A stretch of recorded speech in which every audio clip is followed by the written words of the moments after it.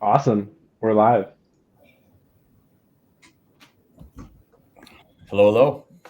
Hey, everyone. Can I see how many people are coming in, Elliot? Maybe not. Yeah, I'll send you a link, but I think you can carry on, and then I'll keep you updated probably in the chat. Sweet. We want to give everyone a few minutes to stumble in. Yeah. Yeah, I think we can give it a minute or two so we're not repeating ourselves on the intro.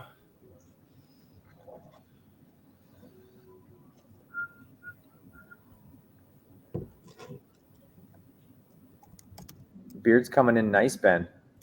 Yeah, playoffs are never over. Is this startup playoffs? You're just gonna rock it? Yeah, startup playoffs. We're fighting for our lives, you know. Until exit, you just grow it. Till exit. You have to be. No, honestly, I just started it and then kept with it, and now I'm kind of liking it. Now you're never going to be able to shave it because once you do, your face you're like, what is this? This was what my face looked like before I had a beard. All right, you want to jump into it, Shaun? Let's do it. You guys want to give a quick background on Oddit, and then yeah. Okay, thanks everyone for everyone that's kind of stumbling in here. If for any of you that aren't super familiar with Oddit, we started about three and a half years ago, Taylor. Most of our background is in UX, but we've become known for CRO, very untraditional CRO. So we actually assess the user experience of a lot of D2C brands, SaaS brands, kind of the whole gambit these days. But assessing the user experience and just helping brands remove friction points and get users through the purchase journey or conversion journey faster. Most of our customers are buying our reports product, which is essentially we assess it, redesign things, and then we deliver a report with all of our findings. These sessions we find really helpful for us as well, but it's always good to see how we approach other people's sites. And I personally find that there's just a ton of value in going through other people's sites for ideation and then also seeing how we assess certain things, because for the most part, a lot of the comments we're going to make, they apply to any website. It's really not industry specific or brand specific for the most part. So I personally really enjoy these and find them really helpful. Tay, I don't know if you want to give a... That's pretty good for the audit end. I don't have too much to add. We'll add some at the end, but yeah. Yeah. What's that? I can give a quick background on Platter. So I'm one of the co-founders, and Elliot's the director of growth. Platter, for those of you who aren't familiar, we're a theme and app bundle for Shopify brands. And in layman's terms, essentially the problem we're trying to solve is twofold. The first one is the belief that a lot of apps in the Shopify ecosystem are features, not products. And so as brands scale, their stores get stuck with too many apps, which is a slower website and worse conversion. And the second piece to it is the misalignment between development agencies and brands, because development agencies get paid for their time. So in a lot of cases, they're incentivized to make things very complicated and expensive when they don't need to be. And so what we've done is built a lot of the functionality into one solution to be able to give you a high converting storefront cheaper and faster without compromising quality. But we've learned a ton from Shaun and Taylor over at Oddit around how to architect storefronts that we're now building for clients. So it's been a lot of fun working with them and looking forward to continuing this conversation. Yeah. And this is the second episode or part in a series that we launched called Anatomy of a Storefront. The idea being every storefront is basically like a body, has different parts. The first episode, we covered menu navigation starting from the way to be top of the site. And now we're covering the homepage, which serves so many functions. And obviously, I think it's where most of the effort goes when redesigning a website. But I think a lot of brands get it really, really wrong. So we're going to hand it over to Shaun to kind of walk through basically what people do wrong, how they should think about it, and then we're going to crack into examples and take it from there. Awesome. Yeah, I think we talk to a lot of brands that are hesitant for us to even assess their homepage because they don't send traffic there.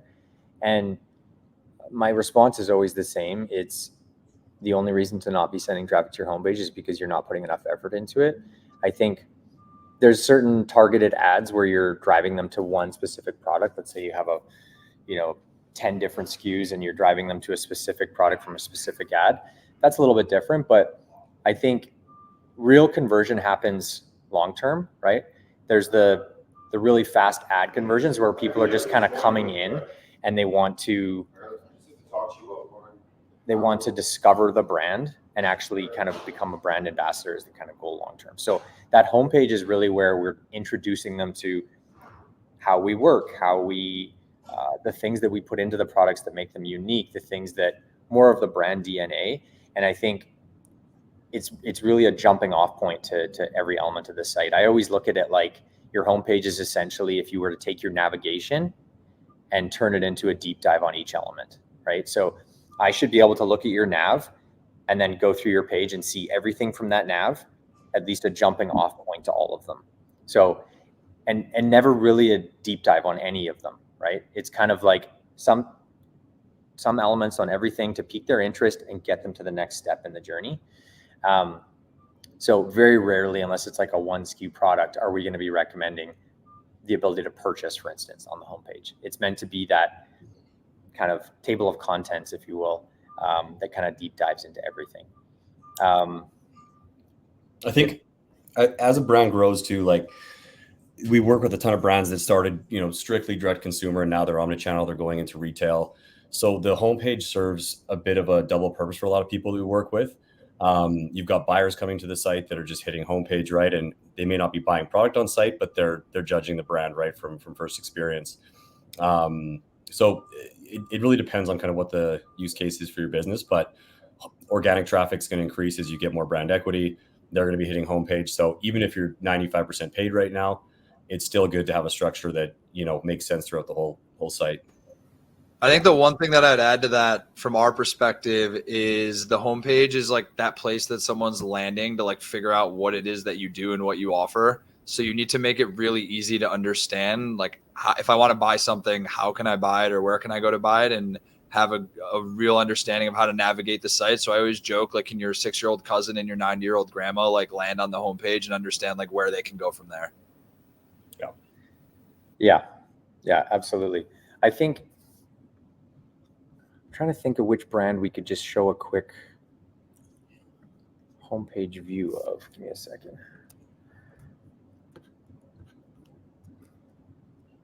Any brands that you've worked with recently, Ben? You want to pull up a customer site? I like the NeuroGum one a lot. I also have some examples of one. We could pull the Neuro. Can we share screen on this, or how does this work? Or should we just drop the link in the chat? I'm not really sure. You're able to present. I don't know if you have present on the bottom. But oh yeah, I got it. I can share it. Just give me go for it. As you can tell, these are casual. They're not rehearsed. Anybody who's watching, we like to keep it that way. They're way more interesting that way. Mm-hmm. All right. So again, I think we're trying to surface kind of the primary brand traits, right? That's the initial thing. And it's very rare that we recommend actually featuring a single product up here, right? Like this is done really well where they're giving them the option to shop, and then in the other slide, they're also giving the option to build a bundle. But you'll kind of see as we go, like everything it's very much the key value props of each product, right? It's not a deep dive on energy and focus come. The titles of the products are really descriptive. So the customer can kind of say, well, I'm looking to get calmer or get clarity, better sleep, or energy, right? I'm not diving into how it does it. That'll be on the product page. I'm just giving them the initial context to see if that's where they want to go. Shaun, the one other thing I want to call out on that section, if you scroll back up, that they do a really good job of, that I see a lot of brands not utilizing, is the second image on hover. It's utilizing that real estate to be able to provide additional context on a product, whether I think on the 2 left products, there's statistics. And then on the right, they have like a graph. But I think that's unused real estate for a lot of brands where you can use that to display more information about a product. I think the way that we see this is give someone the information they need to be more curious to actually click into the product page. Yeah, totally. And I think there's so many brands that sleep on desktop because they're like, okay, well, all of our traffic is 90% mobile, coming from mobile ads. But the thing about homepages is a lot of ads and the conversion that you're not tracking is they discover you from a mobile ad, and then they remember the name NeuroGum, and they type it into Google when they get home later, maybe on their laptop, and then they're just going to the homepage. And so they're not coming directly from the ad. They're coming back to the homepage because they just found it by Googling it. And then now they're on desktop, right? And giving them more context, like to Ben's point, can be really helpful, right? If you're a fashion brand and this image is a shirt, when I hover, I see the shirt on someone. Well, maybe it's called in-size imaging, right? Maybe I see that it's a long shirt. Maybe it's an oversized shirt. Maybe it's, you see how it falls on a body. That can be the difference between being interested in it or moving on. So to Ben's point, giving that extra context, especially in the homepage or on product cards, can be very helpful. And the other thing on that, the last thing I'll add as well is the social proof. So they also have the review count on their PDP cards on the homepage. In the section above, I think the product on the left has 3,700 reviews. So it's such a minor detail, but I think for people who are discovering it for the first time, it consciously and subconsciously gives you the reassurance like this product's good. Other people have used it and said they liked it. Yeah. Also, this is aside from the site, but the product names, we see a lot of brands that get cryptic and too creative, naming their different products kind of a name that doesn't tell them what they do. Energy and Focus Gum, Sleep and Recharge, like Common Clarity, I pretty much know what that is and what I'm looking at. So it kills two birds with one stone. They don't have to guess some other type of name that they've done on a brand exercise. So being very, very clear there, because the purpose of this page is not to sell your customer. It's to just show them what you do, get them interested in shopping and taking an action. Yeah, we do that a lot with brands where they'll have that internal brand naming for products where it's something cheeky or something just a little bit more fun, but not descriptive. And whether it's in the navigation, whether it's on a product card, it's important to have that added context of the actual output or the actual result, right? So if this had the name, Zolt or Bolt or whatever, like some random word that they had part of their brand ecosystem, it needs to still say energy and focus. Otherwise, what the hell am I shopping? Yeah. But no, like overall, this does a really good job of surfacing kind of all those key things, right? Like introducing them to the product or the brand. Social proof kind of scattered everywhere. Like to Ben's point, they've got it in multiple places. Surfacing the primary products, right?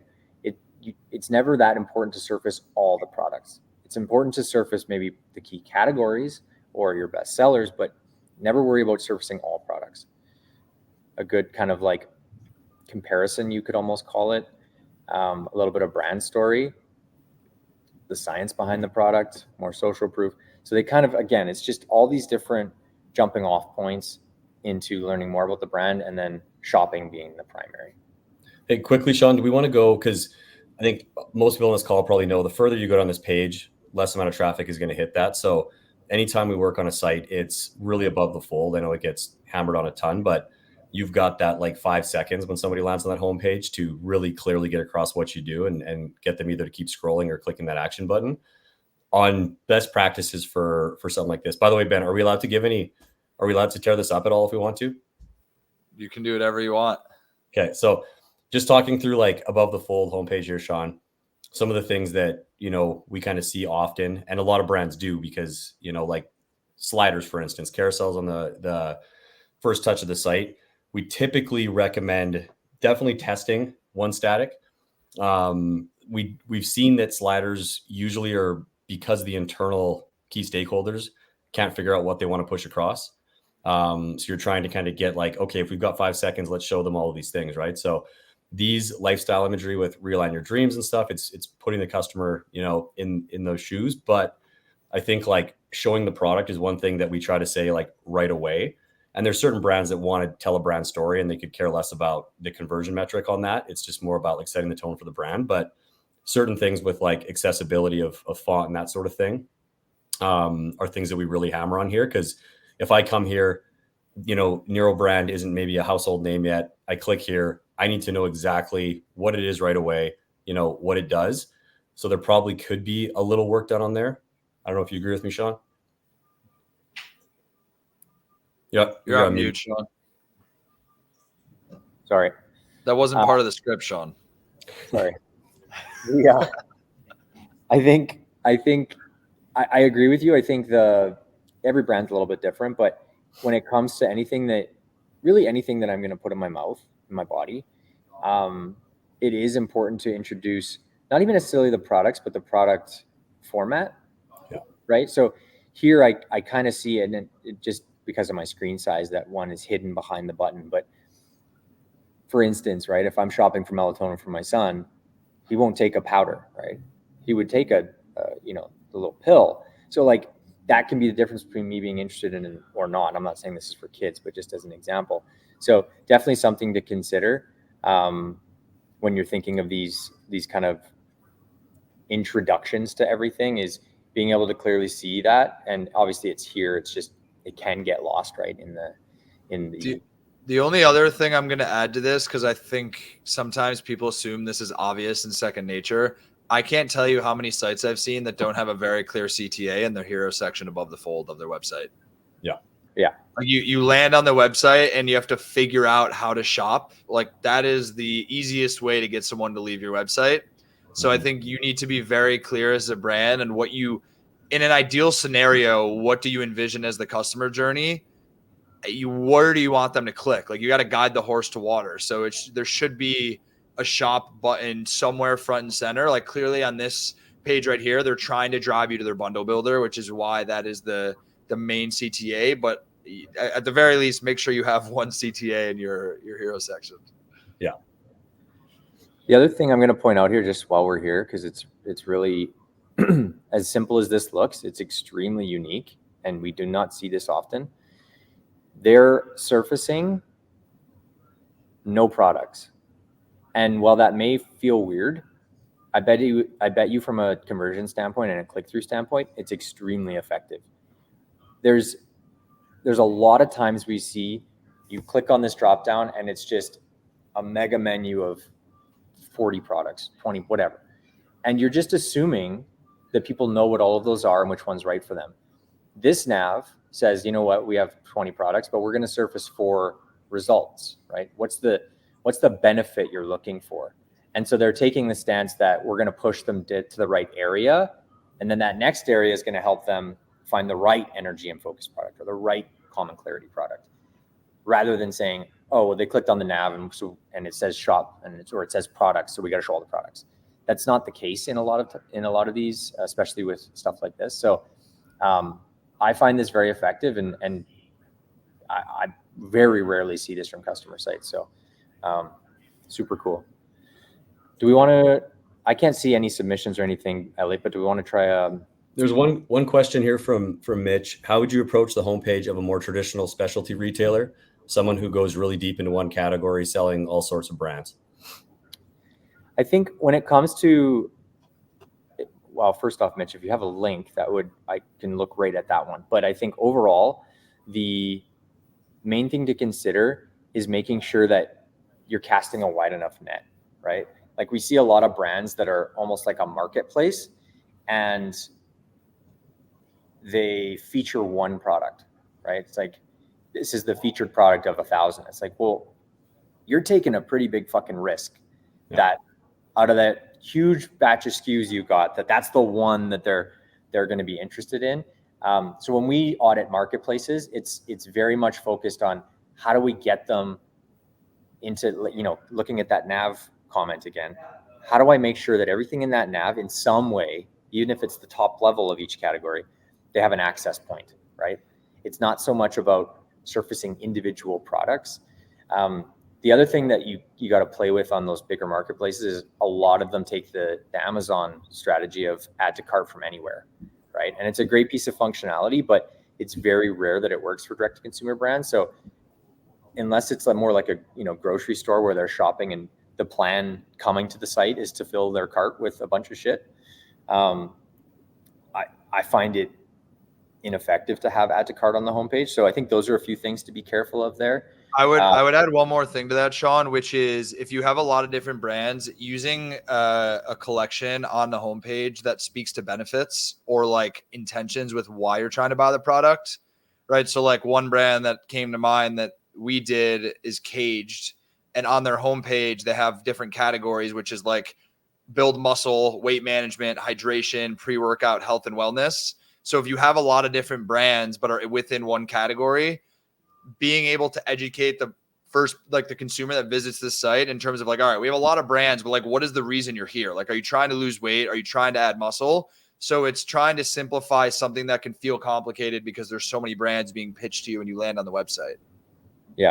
And I think a lot of customers of ours shy away from stuff like that because they feel like, I need to give them a quiz to surface the right thing for them. And the word quiz doesn't need to be a 10 question, get your email, spit out results. A quiz can be, to Ben's point, surfacing what's the benefit you're looking for. That's a quiz. It's technically a 1-question quiz. What's the benefit you're looking for? So think of simple interactions like that as a way to drive people into specific categories and areas, like Ben's saying, so that they can get where they're going faster. And then the products that they're scrolling through, it's just like all the signage in a retail store, right? If I'm in the grocery area of a Target, it's going to have these specific signs guiding me to each aisle. And if those weren't there, I'm just kind of wandering around. You need to treat your homepage the exact same way. Directional signage everywhere. Don't be cheeky, be direct, right? You're never going to go in a grocery store and it's going to have some weird cheeky brand name instead of dairy, right? They say dairy because it's the most helpful and it's directional signage. So you need to treat it that way.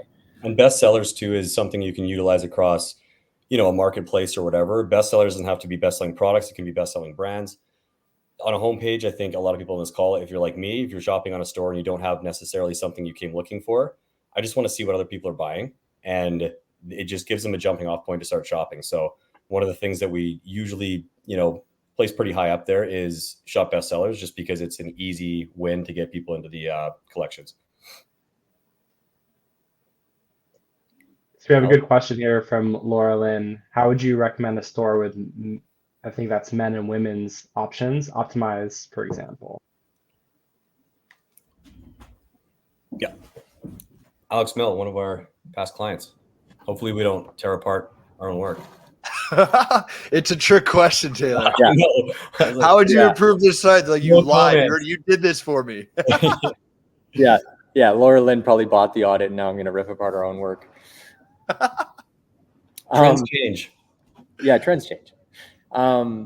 So sites like this where there's a men's and women's option, it can be tricky because, for instance, we're always recommending have bestsellers in your nav and give people access. But in this case, it's like, if I click bestsellers, what's the default? Am I defaulting to men's, women's, all? So it's not super simple. I do think that in these cases, it's always, even if they're like in this image, right, they're surfacing 2 women wearing women's clothing, but they give multiple jumping off points. There's no real harm in saying, let's make a primary and secondary action. So in this case, they have 2 actions. They both feel the same weight, right? That this one is white, this one is white. They're the exact same style. In these cases, there's no harm in saying, shop the perfect shirt, women's perfect shirt, and then a secondary action instead of making it feel the same to men's, right? Kind of like they do here, but make this one secondary. Sorry, this is going fast, but make this one feel secondary because the actual feature here is a couple women. And then really making sure that if you're actually, let's just call it 50-50 in terms of sales for men's and women's, always giving equal access to both, right? So this is a perfect example. They take up a huge section of the site, but it's 50-50. They're giving really direct access to both. I think overall, one thing that fashion brands or, clothing brands like this fall into the trap of is making things look cool over conversion. And there's a really fine balance there where it just really you need to make sure that things look clearly like an action, right? So as great as this looks on mobile, it may not look quite as much like an action, or even here, right? If I hover on this, what if this just underlined? So it was more clear that it was an action. The simplest little details like that can make a huge difference for a conversion standpoint. Obviously, you need to find a tasteful way to do it that doesn't look really gimmicky. So that's more of a brand conversation. But I think making it more clear that there's actions is important, because there is no button on these, right? Now, obviously I see this is a, my cursor is a hand, so it, tells me I can click, but the more visual it can be, the more clicks you're going to get. Right here, again, they do a good job of surfacing both. This is probably an opportunity to split it again. Toggles like this work really well. It's important to find the right default, right? Like this defaulted to women's, which tells me they probably sell more women's products, or maybe they're pushing more women's products right now. When it comes to communicating on actions, it's really important when it comes to this, right? So even here, shop now. Now I'm making the assumption that I have women's clicks clicked here. This is going to take me to a women's collection, right? Which it is. But up here, you see, I don't know if you can see my actual URL input, but it took me to new arrivals. So what I'm getting at is, when you have stuff like this, it needs to be clear, and this should be responsive from like a content standpoint. So one, it should be super clear. I have women's clicked. At the very least, it should say shop new arrivals, not shop now. If they didn't read this, they don't know that they're in new arrivals. If they didn't read this, they don't know they're in women's. So the next step of that button would be shop women's new arrivals, shop new women's, whatever. The more clarity you can have in these actions, the better result you're going to have once they get there, right? If they just click shop now and they're thinking, oh, I like this dress, or I just saw the dress, so I'm thinking I'm going to dress. Whatever they think they're going to be doing, shop now is too broad. It's not telling them where they're going. So it's important as much as possible to have clarity in your actions and tell them exactly where they're going. Because then the expectation of what they're getting to on the other side is exactly what they thought, versus right now I'm kind of just taking a flyer. I'm assuming it's going to take me to women's new because I read everything. Hope that helps. Good question. If you want to check out svenklas.com, SVENKLAS. Oops.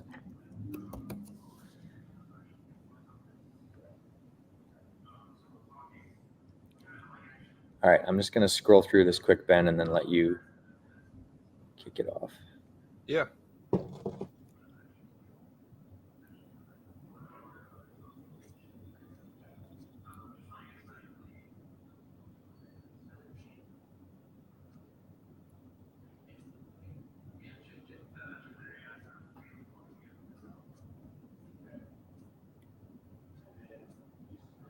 All right, where do you want me to start, Ben? I mean, we can start at the top. I think a good call out that speaks to what we were previously discussing, which is like, you have a very clear CTA right front and center. And it's also very clear to me what it is that you're selling, which I think, as we mentioned before, like trying to minimize the amount of guesswork that you have to do as a customer is really important. I think to go below that, something that, and I'm curious, Shaun, what your perspective is, but in terms of the brag bar, I think there's two ways we look at it, depending on how much press you have. I think the social proof is great, but I think we've done brag bars depending on if you have more, or we've stacked rows to like overwhelm with the social proof component, which is, if you want to scroll down a little bit. The next thing I would say, when we think about moving through a website, having the best sellers stacked in 4 rows is probably, I guess I'm seeing it a little bit differently, maybe based on the size of my screen. On mine, I see 4 rows of best sellers. Yeah, similar to that. I think we oftentimes will suggest doing a scroll, or trying to reduce the amount of length in the section, because then it just takes a lot longer to get through the full scroll on the website. So we would either reduce the number of bestsellers or have a horizontal scroll is something that we do to add depth to the number of products you're trying to show, but minimize how much vertical scrolling is happening, which is a minor thing we have, which is really just around like allowing someone to get through the site faster. If I keep scrolling here, I really like the Explore Collections section that you have, which is something similar to the last one, that has the 3 different tabs with the horizontal displays.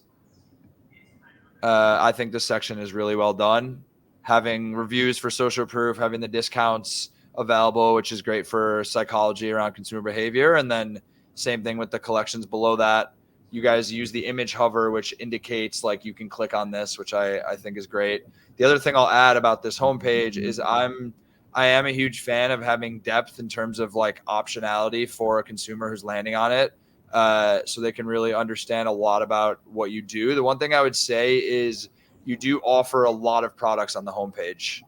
I think the goal of the homepage is to get someone to like go explore versus having you have like one collection section, two collection sections, and then you have your trending popular section, which is also stacked on top of each other. So I would probably consolidate a couple of these sections to reduce the number of products you're showing on the homepage into a more succinct place. But overall, I think it's great.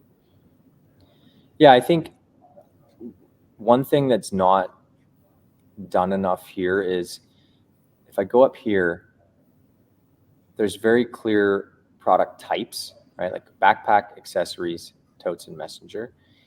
And there's no real jumping off point to just shop those collections, right? Like even if I click here,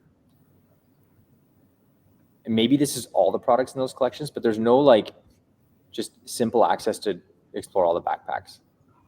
I'm guessing when I click here that maybe there is only 4 and that's why. No, so there's quite a few in there. So giving access points to all the products I think can be really helpful. And then another thing that a lot of brands don't focus on, and it just depends on the brand, but like there's probably rationale to have material selection, right? Like shop leather, shop canvas, shop by the type of the product materials could be really interesting on this type of homepage. One thing too, just about the brag bar again, last thing I would say, because we see this on a lot of sites, the brag bar is kind of like table stakes now. Most sites have it. So if you're going to list those publications, just find a really punchy thing that they said about it and insert it underneath. I don't know if you hover it says, but just showing that you've been in Grazia or FHM, like, did you pay for an ad in there? Did they feature you because your product's so good? You know, just having that little piece of punchy copy in there, and usually just going into your frequently asked questions and seeing what people are asking questions about or what the biggest concerns are. If you can find something from a press piece that says like highest quality bag or most versatile or something, like you can kill 2 birds with 1 stone just having that copy right underneath, just so it's not just like here's a bunch of logos of publications but we have no idea what it's just as seen in. Yeah, and maybe these are well known in the country that the brand is based, but like never make the assumption that people know what these mean, right? These might hold weight to some people and not to others. Maybe they're industry specific. To Taylor's point, just showing what they actually said and putting it into the context of what did they love about the product is way more important than having a bunch of logos, right? Like this one, Fashion Week, might just mean you attended Fashion Week, and that's okay, but it's probably not social proof.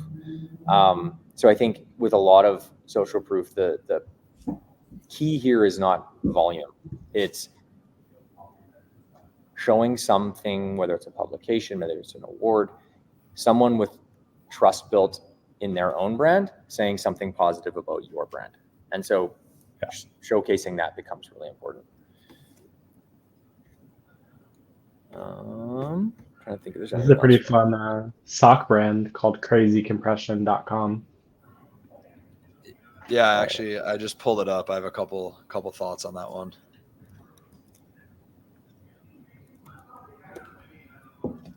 So I think I'll give a couple points, Shaun, and then you can jump in. I think the biggest thing, if you just start by scrolling down the page. So I noticed on this homepage that you offer the full homepage is almost just like an entire display of all your products if you just keep scrolling down the page. So it's broken down into a couple sections that are labeled. You have like the best sellers, and then the bundle and save, and then the USA collection and the fairy tale collection. But if you keep going, it's a bunch of products stacked on top of each other. I think to the point that we made at the beginning of this call, I'm not sure when you joined, but we see the homepage more as like the place to land, to just like get an understanding of what it is that you do and what you're selling.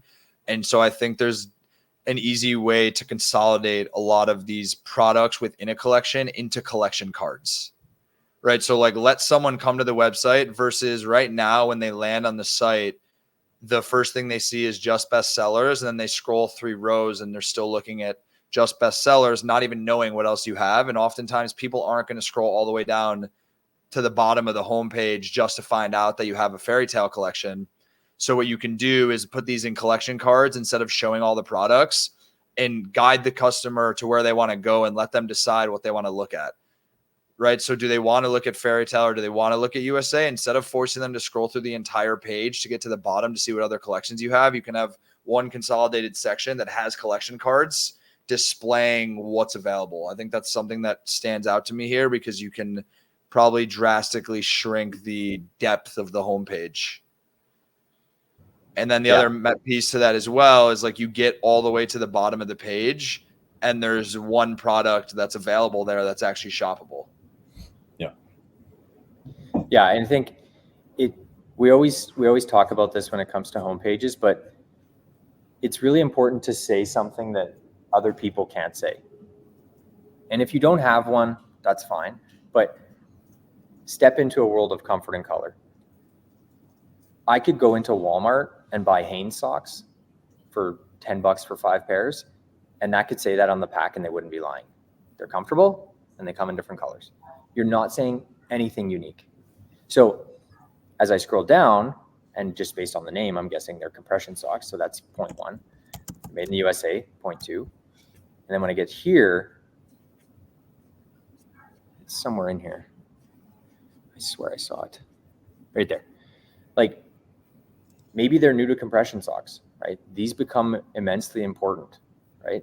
For people that are always on their feet. Like these are what the patterns are cool and whatever, but they aren't just colorful. So you should probably elaborate on that. And there's a ton of benefits. So this is great content. It should probably be higher up the page, because again, if they're coming here for compression socks, there's so many options, or they're coming for just normal socks, so many options. So making sure that they understand the benefits of your product is extremely important. And even the price, they're not, I'm guessing that's for 1 pair. Yes. So they're not super expensive, but they're not cheap. So it's important to communicate those things immediately so that when they do get to the pricing, they're not caught off guard, right? If I'm just buying 1 pair of normal socks, like the Hanes example, this is ridiculously expensive. So for me, the benefits and outlining that is really important. The other thing I would say here is running sales this big, and I've commented on this on a few calls, and it was taken well on a few and not on a few others. But a lot of the time when customers run crazy big sales, I just call bullshit. I'm just like, your products were, it's kind of like in the stores where, brands get outed for fake discounting. That's what it feels like to me, right? I know what products cost to create and how economies of scale are built in brands like this. So maybe I'm a little bit of a different consumer, but if your entire site is 75% off, I call bullshit, right? I call that's a fake sale to try and get people to convert. And maybe a lot of customers aren't analyzing it like I am, but in a lot of cases, it cheapens the brand to a point where you're going to hurt conversion more than if you just said $30 on sale for 24. That would be a really interesting test for me, because 75% off just seems crazy to me. The other thing that I want to add, Shaun, that we touched on in the previous one is there's no action that's happening when you hover over products. So there's no underline, there's no second image on hover. There's nothing that's actually telling me now click. Especially with a homepage that's full of product cards, I think you want to be able to delineate between them. Because if you hypothetically put your mouse between 2 of the product cards, there's a very split second where the mouse changes. Right there when you're in the middle of it, but it's so minute that you don't know consumer is going to pay attention. They might just end up clicking on the wrong thing as well. You're on mute, Sean. Sorry, one last comment. So I'm going to share this tab just so that we can all see it. One thing to be very careful of on especially because you have so many products on your homepage is scroll depth of product cards. And so to Ben's point, not only does it take me a really long time to get through and there's a lot of products, but you're not helping yourself by cropping images like this. If I was to add and make this a square and just add the white space, you're probably going to reduce page length of the overall homepage as it stands now by like 25%. Yeah. And you're not, there's certain products, right? Like if I'm selling a really long dress and it's shown on a model, it can sometimes be really important for the product to be, or the image to be taller. The height of this product image is not helping me at all. So I would suggest either recropping them or using different product images because they're much too tall and they're making your product cards too tall, which is just causing scroll fatigue for users. And I think the other piece too, at least for me and for wearable products, like utilizing the second image on hover, like I think you made a comment about this earlier about a shirt, right? Like, is it a long shirt? Is it a short shirt? What does it look like? So being able to like utilize that, the second part of this real estate, which is the second image on hover piece, to either put someone in the actual socks or to maybe show a label or something. I think it's just unused real estate. Yep.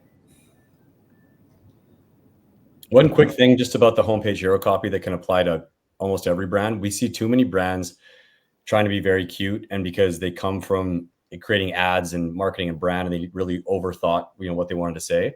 We go to people's Instagram profiles a lot of times when we do audits, and in their Instagram bio, it's 100 times better and more clear about what they do and why people should shop with them than is on their website. So maybe not going to apply to every brand. It's maybe more confusing on Instagram, but if you're struggling with that, you could just go see what you wrote in your Twitter bio or your Instagram bio. And usually it can kind of give you a jumping off point to just be like, speak clearly. Like, that homepage hero is not the time to be cute and cryptic. Just tell them what you do. Simplicity is a superpower. I'm sure if that tagline was like compression socks for X, Y, and Z versus step into a world of comfort, like it's very easy to just understand exactly what they're buying. And then you can give the fluff on selling it like below. But like to your point, you want to understand exactly what you're shopping for the second you land on the website.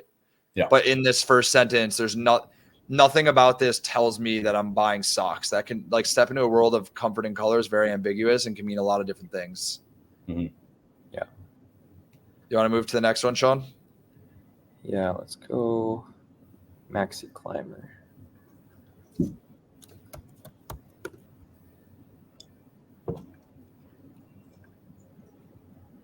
I feel like we audited this brand as well. Maybe not. It's a great example though to highlight the brag bar that you were talking about before, Taylor, where they put a quote under the logo of the publication, right in the second section. There you go. Yeah, like it's a perfect example, right? This one speaks to how easy it is, how durable it is. This one speaks to the best known climber brand.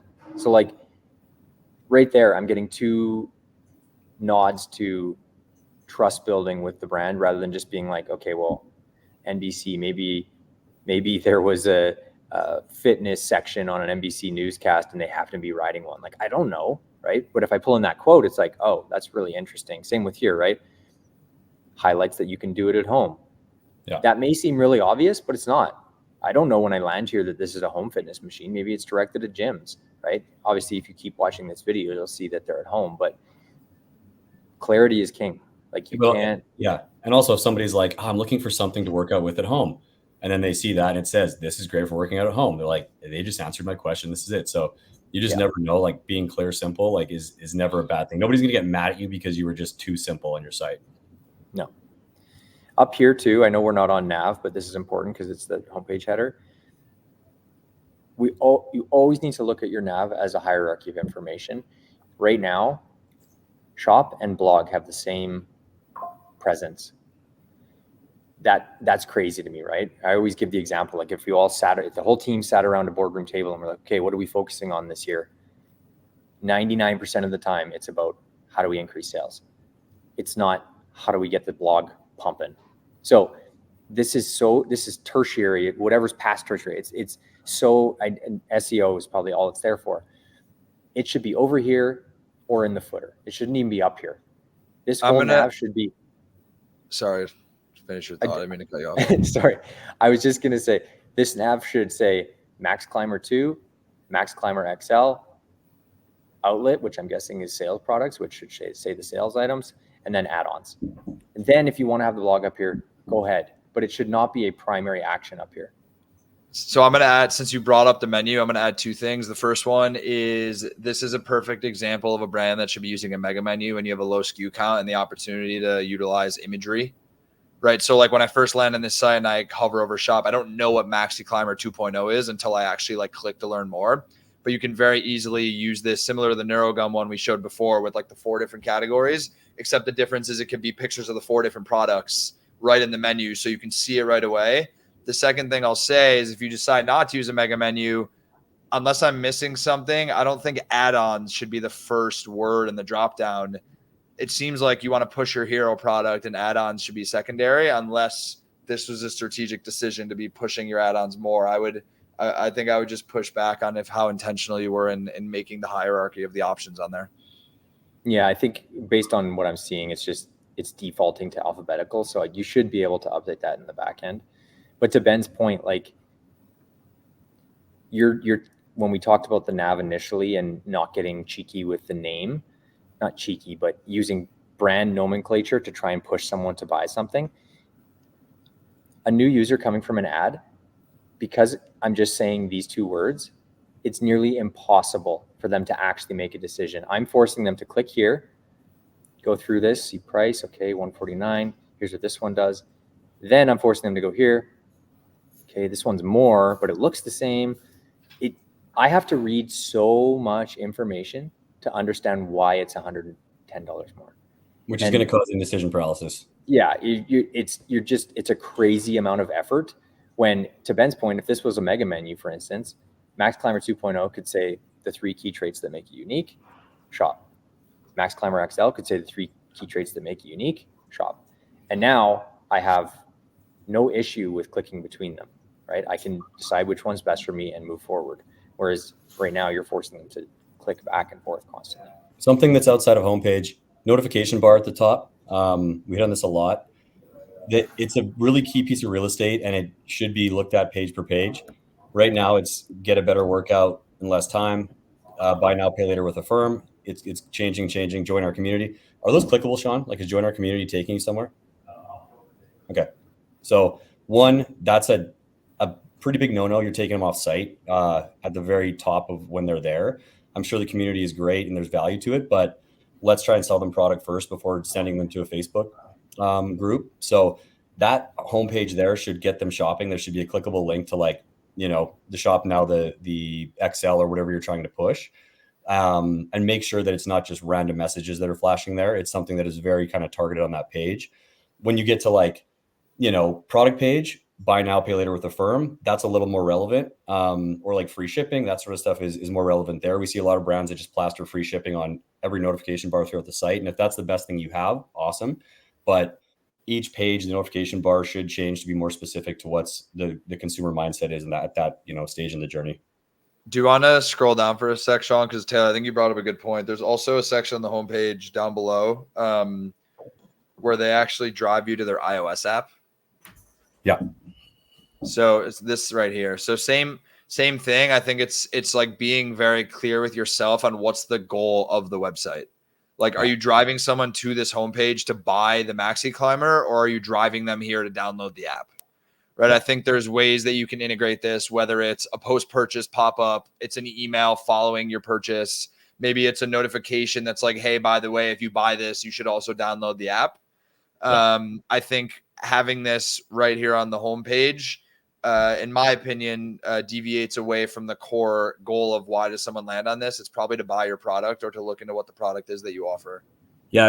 Are the iOS and Android clickable, Sean? Like, does it take you to the App Store? Yeah, it takes you out of the website to the store.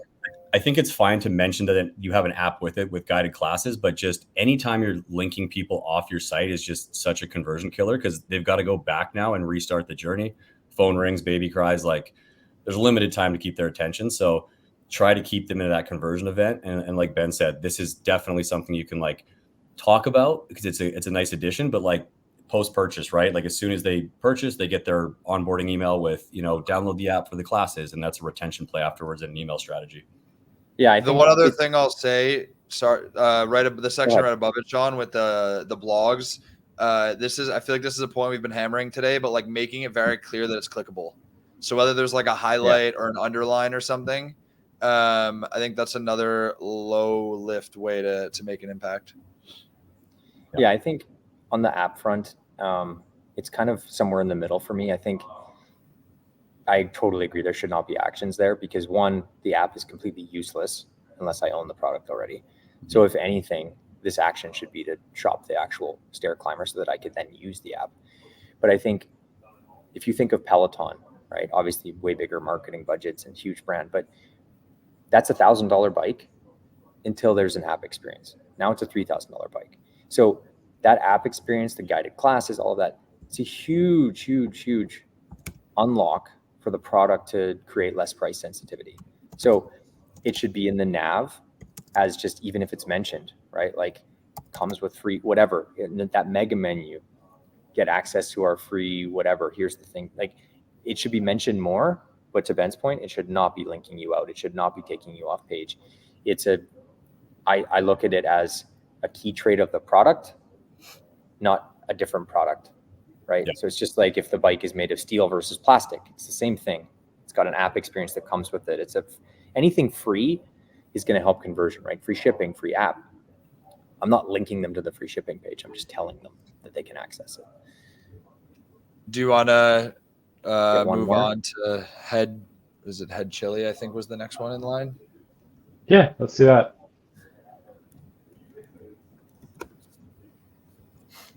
We'll do really quick, Elliot, then we can have a Q&A.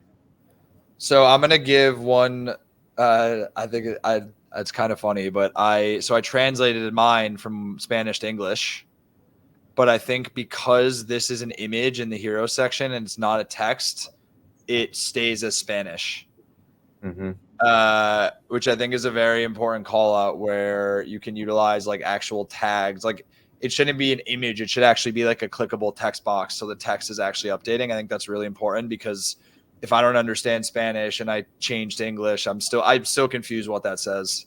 But that's one big call out. And then another one that I had, if you scroll down to the bestseller section, and you click on the side, if you go up to one of the products, scroll down a little bit, the products that have the size charts. So if you click small, medium, or large, you'll notice that the image reloads every time. So in this case, that's something to do with how you're merchandising your SKUs on the back end, but the size button should not affect the image load. That's like a page speed conversion tactic whereby like the image should only be changing based on the actual image, not based on the size. A little bit nuanced, but I think it's definitely worth calling out because I don't see a ton of brands that have the size chart the way you do.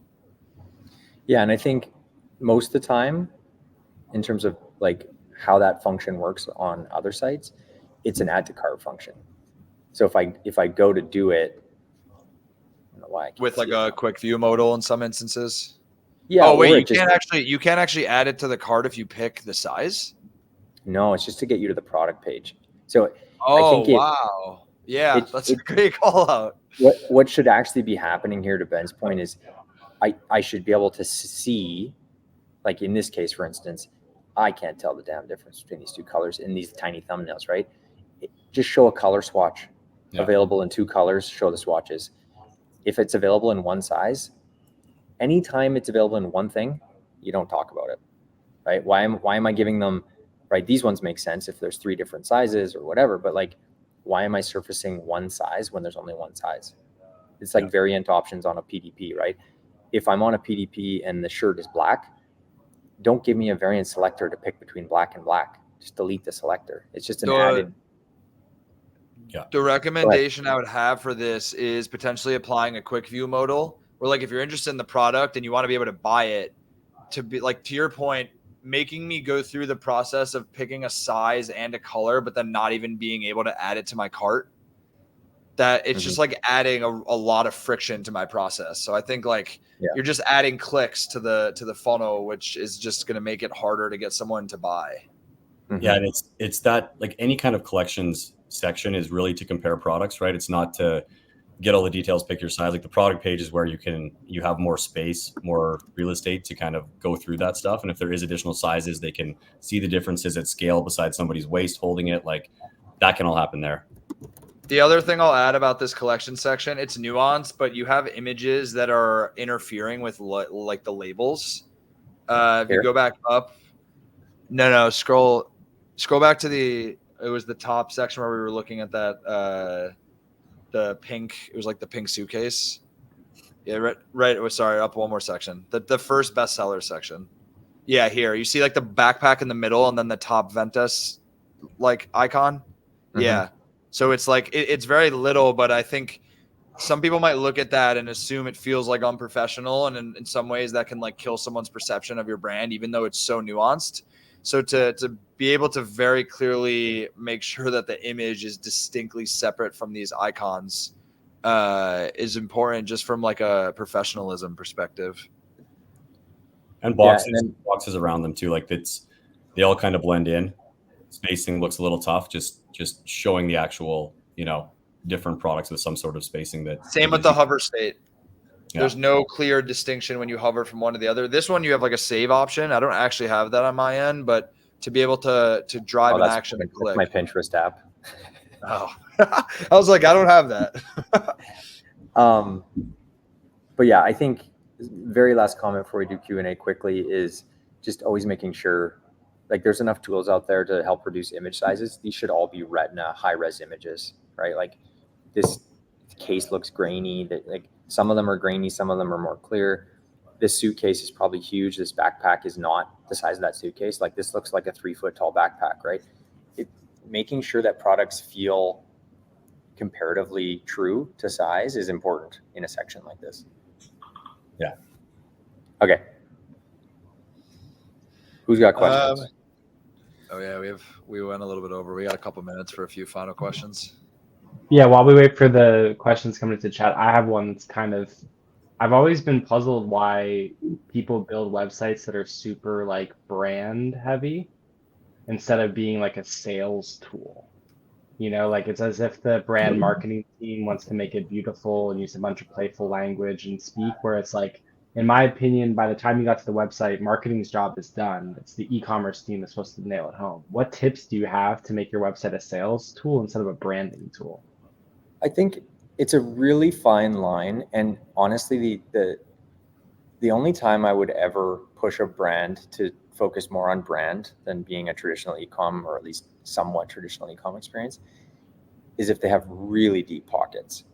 Because there's a case to be made, right? If we go look at a bunch of huge brands that sell online, they all are not following traditional D2C or traditional e-com experiences, but that's because they have so much brand equity built that they don't need to follow them, right? They could surface a 404 page and someone will still find the right shoes to buy, right? Nike, Vans, brands like that. And the reason I say you have to have deep pockets is because you have to be patient, and patience in e-commerce takes time and money. So if you are building a lifetime brand like that, your goal is to become a 30, 40-year brand, for sure, go with that type of site. But that's not how D2C works in most cases. Their lifespan is 3 to 5 years max, if they're lucky, and you got to capitalize on that moment. So in a lot of cases, you need to focus on e-commerce over anything else. And there's very, very, very few use cases where brands have launched in that format, like a brand focused format, and they make it work. And they're usually influencers. Same thing. The joke that I have is I can tell by looking at a site if a branding agency made the site or if a conversion oriented firm made the site. It's like, is the goal to just like look cool and have cool animations, or is the goal to make money? And I think there's a very, very clear difference between the two. The third phase of a brand project usually, which is weird, is site design. And I used to do that with my branding agencies, and we didn't know what we were doing at the time. Beautiful looking site, but there's no pushing anybody down anywhere. So We see it all the time, especially with fashion and apparel.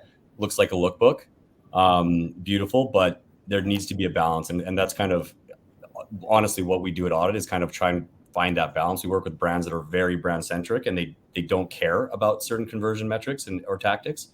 But there's always subtle ways you can kind of like influence things. It doesn't have to be a spin to win site with John in Ohio just bought 20 of these.